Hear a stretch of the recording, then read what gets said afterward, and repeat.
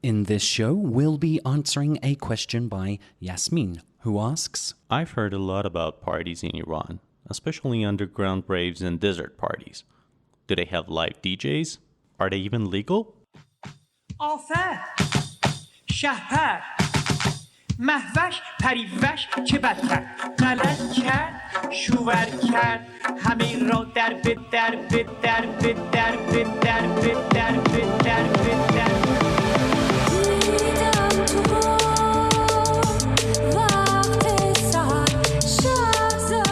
Welcome to Ask an Iranian. In this show, we are joined by Aryo of the DevilDog.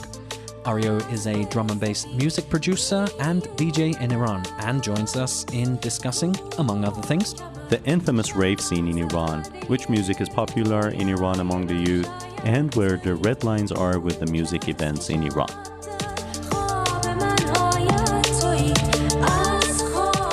Aryo, welcome to the show. It's an absolute honor to have you on with us today. Thank you for having me. It's an honor to be here. Aryo, we have a lot of questions for you today. Are you ready for this? Of course. Excellent. Help us understand a little bit about yourself. Firstly, cool name, Aryo. I like that. Tell us the meaning. Yeah, so our full name is Aryo, which was the name of a general in the ancient times who fought against Alexander. And well, he lost, but he fought heroically. So it's not out of Game of Thrones? No, but it would be cool, having a kind of a name that's fictional, like Frodo. Why not? Aryo, your name in itself is interesting, but the name of your music production company, and what would I describe it as? Your music group, of which you are one half of. Unfortunately, we do not have your compadre with us here today. His name is Arshia. Arshia. Good that you've kept both the names beginning with A and somehow sounding. Was that the whole plan at the beginning? He knows nothing about music and you just got him in just because the start of the music project, it goes back to my first year of art school. I've had a band a year before, and the band was formed by just saying I'm going to be in a band. I said, let's make a band, and he became the guitarist, even though he doesn't play guitar. And I became the drummer. Even though I don't know how to play the drum. So we started to learn the instruments. And then I met Arshia at the first year of art school, and I asked him, do you want to be the keyboard player? He said, okay. The problem was he actually does play keyboard. No, he didn't play keyboard as well. So the band was like a band of imaginary like musicians. Mm-hmm. But then we all started to learn music, and then music became my profession. Nice. That's very interesting, actually. Yeah. He was VJing. So he uses parts of videos and makes a visual out of it. Just like when you go to a concert, you see it in the background. It's usually all pre-made. But what VJ does is that he is doing it live. Mm-hmm. So it started with me being a DJ and him being the VJ. Mm-hmm. But then he became a DJ as well. His brother is actually a DJ. And he also learned it and he loved it. He is actually one of the main reasons that the music sounds how it sounds right now, because I'm the most technical things, he gives the ideas. Okay. So back in those days, was your name as it is now then? When did that start, the name? The name, the DevilDog? Mm-hmm. It actually started in the first year of college, because I had a metal band. So first year of college, I started to think to start a electronic solo work because the band didn't go anywhere. And it was just me producing music. And I was fully into breakbeat and drum and bass. So it was like my hero was and still is The Prodigy. So I've always listened to The Prodigy everywhere I went. And it was the phase that I got out of metal. So it was still those aggressive beats and basses, but it was electronic. Aryo, shall I make you jealous at this point? I've met Prodigy. Oh no. And Kill me. my sister's husband did the sound engineering for their album. God. I have They no sign- idea how to react like I've seen them. I've seen them play live several times. And so, yeah. I've heard the name Prodigy. Yeah, thank you. You have a better life. Yeah, so I can't even focus now. So, anyways, the name is based on the Marines, which is like they call a section of it like the Devil Dogs. But we are not the Devil Dogs, so we're just the Devil Dog. Mm-hmm. If you become friends with the Devil Dog, you become friends with the devil and the dog. So we are at the same time sinister, but also loyal and like friendly with our friends. So we were talking about the drum and bass music scene, and I kind of grew up with drum and bass when I was a teenager. I would go to rave events in the south coast of England. I never went to Dreamscape. That was a big famous one, but I went to Hastings Pier for a DJ Hype, I believe it was. Carl Cox. All of these DJs were sort of prevalent. They're big at the time, but Aryo, I think, was born around that time. Yeah, unfortunately. And back when I was a sort of teenager, we would collect all the rave flyers, all these sort of weird CGI, like really early day CGI imagery on an A6 sort of front and back color flyer, and we would stick them on the wall, and we would dream about the day we would be old enough to be able to go to the proper raves at the time. But drum and bass, yeah, is a genre of music that I have loved, still love. So that's one of the reasons I wanted to get Aryo on the show, because I have a passion for that music, and it's great that he shares that too. You say you've been to rave events in like south of England, right? Yes, but I have not been to a rave event in Tehran. Have you been to a rave event in Tehran, Mohammed, and you haven't told me about it? If I have, I don't remember. That's what I want to ask.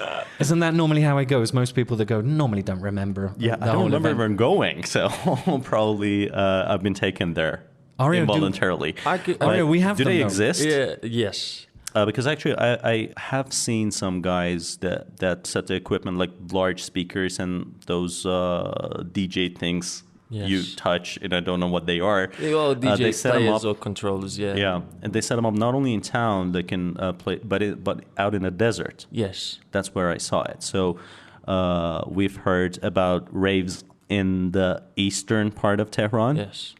And the desert. So you're confirming that those legends are true. Yes, Tell us they are about true. those. Oh, well, first of all, I have to throw some shades on them, because mostly these ravers or like the DJs, they do it for the image, not for the music. They do it just to say we are partying like no one else.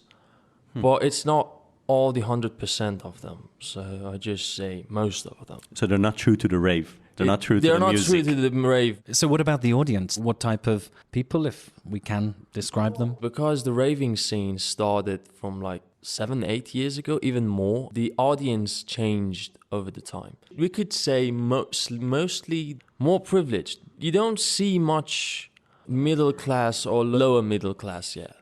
So it's always built for the higher class, high end, and everything is more luxurious than the music. But the music scene changed, the raving scene changed. First of all, it was in the deserts, not in the city. And they would usually play like psy trance, and well, the of choice was But then it evolved, and they went into the city. The music will change to house and then techno. So most of the parties you could go now are just techno music. And funny thing is, the other music genres like go out of style. Like it's just techno. If you like psytrance, and if you want to go to a party to play there or listen, there is no party. You just have to go to a techno party, which I find kind of boring, because it's like 8 hours of just repetitive music. And every weekend, there are parties all over the city, like from Laosan to Karaj to Kordan. Like they are still going. Even right now, that's like COVID-19, they still go to raves, which I choose not to because, well, I love my life and I don't want to get... Do they do social distancing and stuff? Or I really don't think so. Aryo, I'm curious about the style of music. Does it have a slight Iranian, like you say, techno house, or as you're more familiar with and you're more involved with drum and bass? Is the style, like, is it Iranianized? Is there like an Iranian twist to it, or is it all international? No, it's mostly like it's Berlin type of techno. It's just like everybody loves Berlin. Everybody talks about Bergheim and like how this is the coolest place on earth. And are you going to get upset if I tell you that I've also been to? But no, actually, big dance events in Berlin as well. You just said Prodigy. Everything you say, it's like it doesn't count, you know. So yeah, mostly it's just techno and Berlin style techno, and nothing is kind of say Persianized or Iranianized. Is that accidental? I mean, or is it just is it a preference?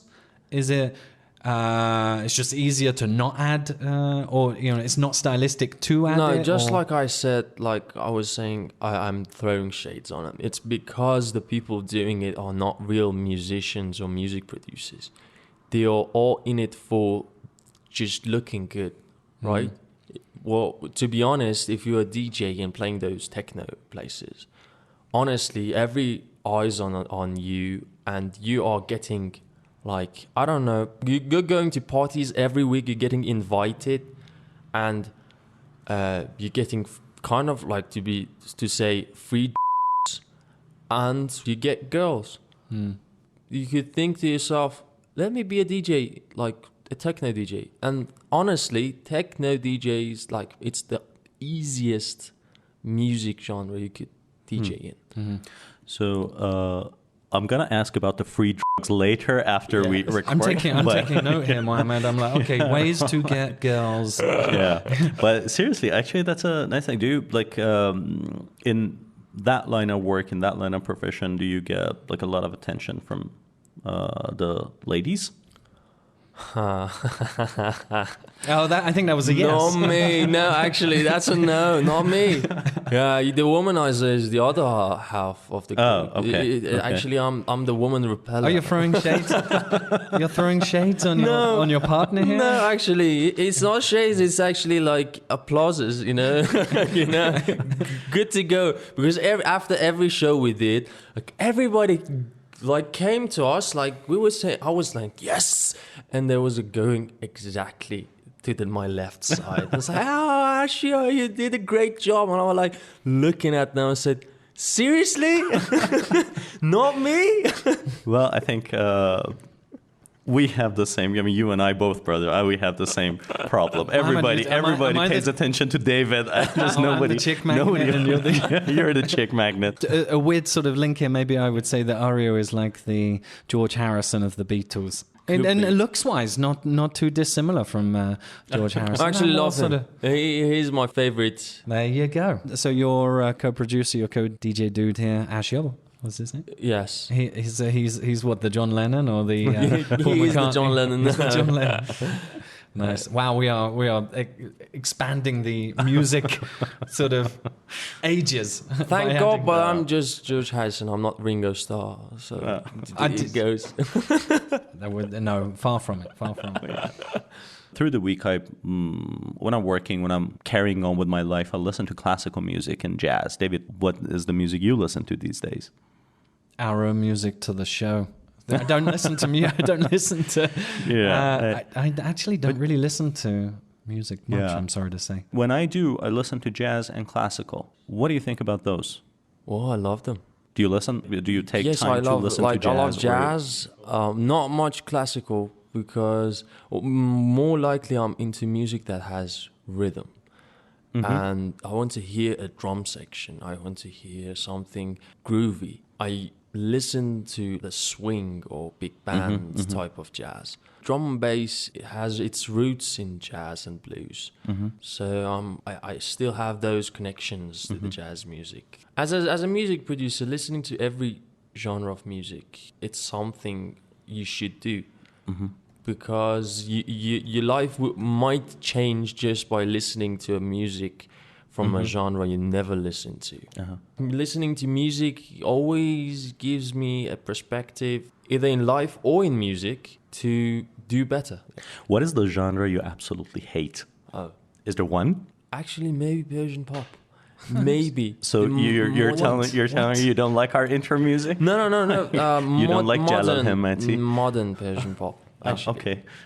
Yeah, so the type of music, the guys is like whining, like, yeah, you left me, yeah, I don't know, and the rhythm is like, you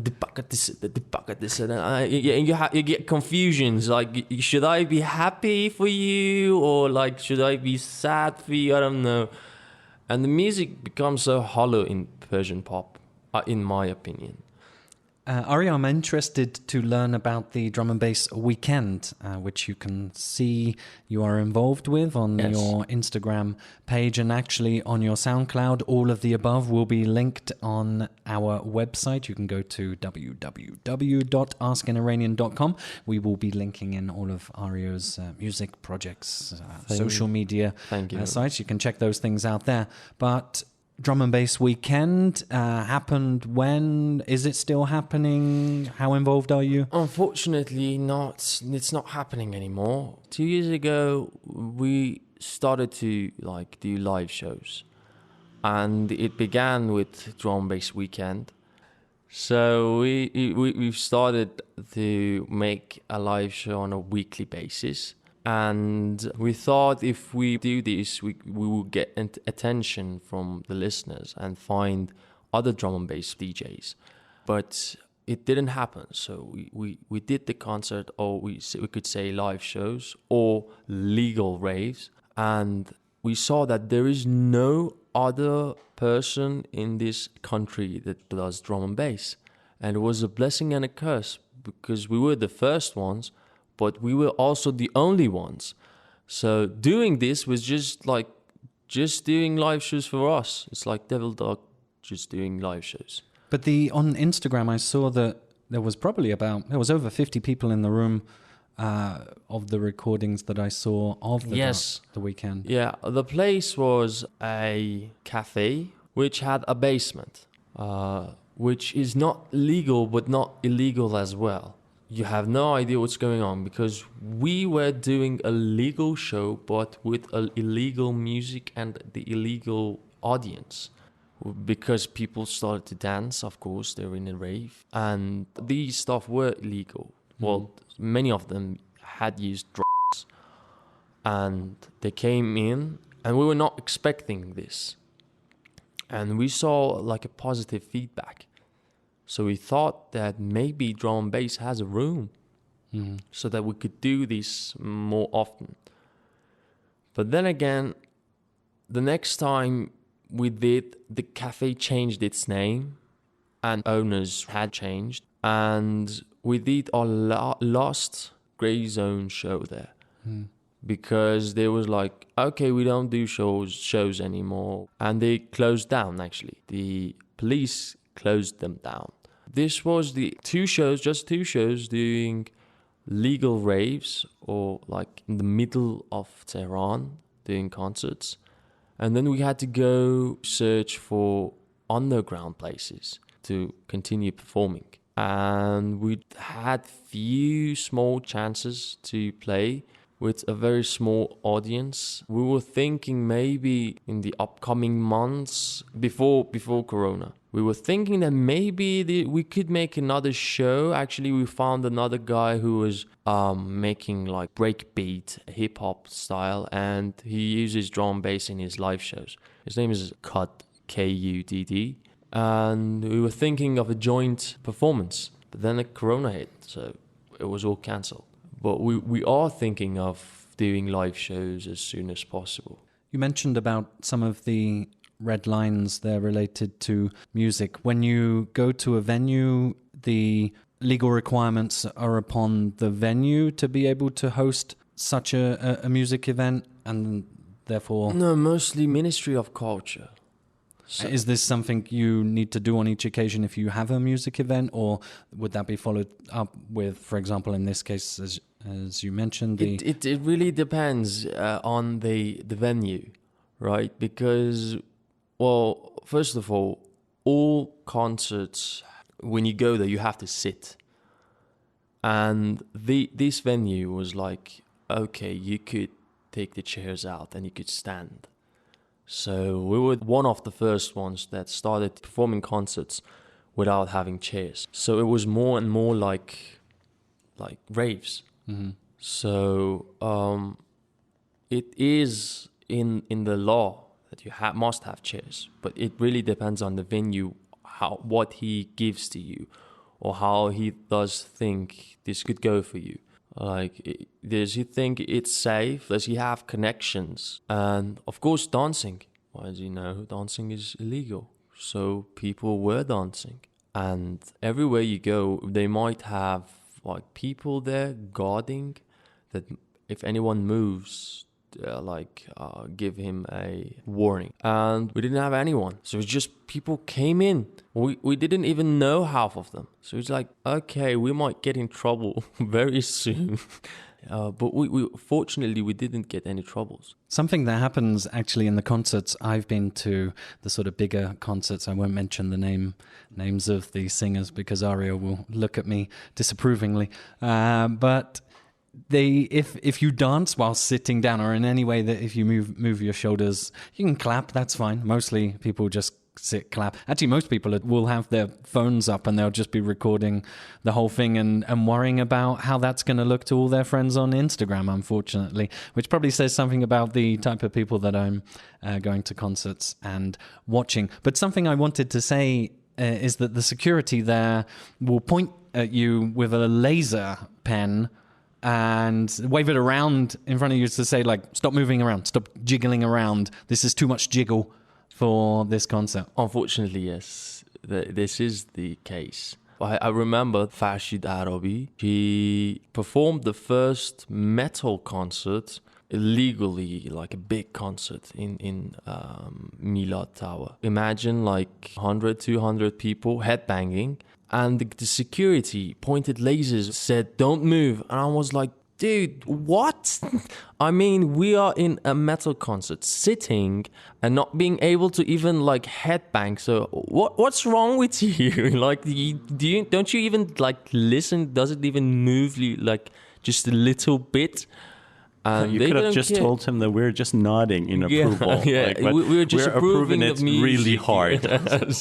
Aryo, what advice do you have for aspiring DJs or music producers here in Iran if they want to get started, if they want to learn about it, put on events maybe? Yeah, honestly, first of all, love the music you want to make and don't do it just because of how it looks or how you will get girls.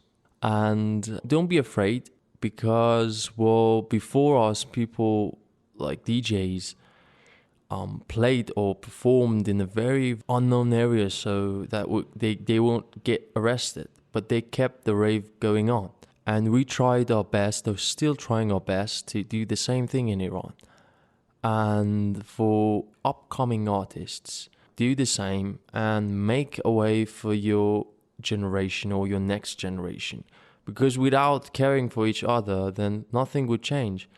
Well, in music or anything else, if all of us are afraid, then we can't perform. Then we can't give the next generation a feeling of a bit of freedom in music. Don't be afraid of learning, actually. Many people are just afraid of learning something and understanding that they don't know anything. I sent the mix we made in the performance to a German DJ, and he gave me like a 2,000 words essay on my problems. So I was amazed. First of all, a bit sad because, well, I had big problems and many problems. But it changed me. It changed on the way I've continued working. So don't be afraid of learning new stuff. Like I said, most of the electronic music, the EDM, is easy to DJ. But if you learn, you could do better and you could add something. And also love your culture and try to add that culture also in your music, which doesn't happen often or at all. So these are my advices for any DJs, even the DJs working right now. Great advice there from Aryo. Aryo, I'm interested now to learn about the future of DevilDog. So what are your ambitions? Where do you see things going? Well, what we are hoping or we're working for is to get internationally acclaimed so that we could go and perform concerts, live shows all around the world, and also be kind of like respected as a duo, like making music. Because mostly when they want to promote us, they don't say they make good music. They say, they're from Iran. They suffered so much in the state of like no freedom. They're doing this and not appreciating the actual work. So we want to get recognized by our work. And also what I expect from DevilDog is to get better. Being able to perform side by side with our favorite artists, this would be a dream. Mm-hmm. You mentioned that you're releasing an album next week. Not an album, just a single. Oh, you're releasing a single quite soon. Yes, next Friday, August 14th. So we're recording the show on August 6th. Yes, so it's going to be released on August 14th, Friday. And you could listen to it on SoundCloud or Spotify. Can we play it right now? Yeah, sure. Excellent. So here's a little snippet for you.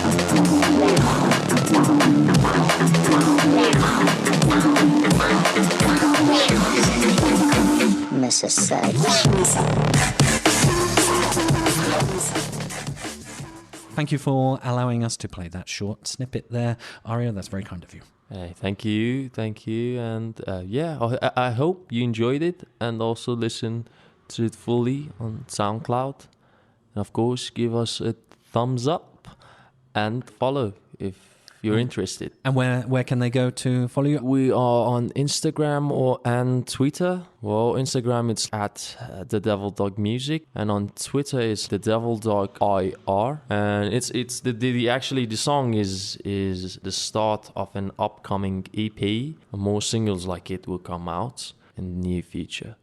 Excellent. So, yeah. So follow him there and listen to the great DMB. I think we got to wrap it up. So thank you for being on the show, Aryo. It's been great. I hope it's been equally as insightful for our audience.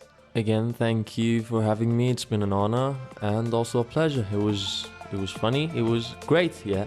Excellent. It was great to have you. Thank you. Excellent. All the best with your future music. Thank you. Khodafez.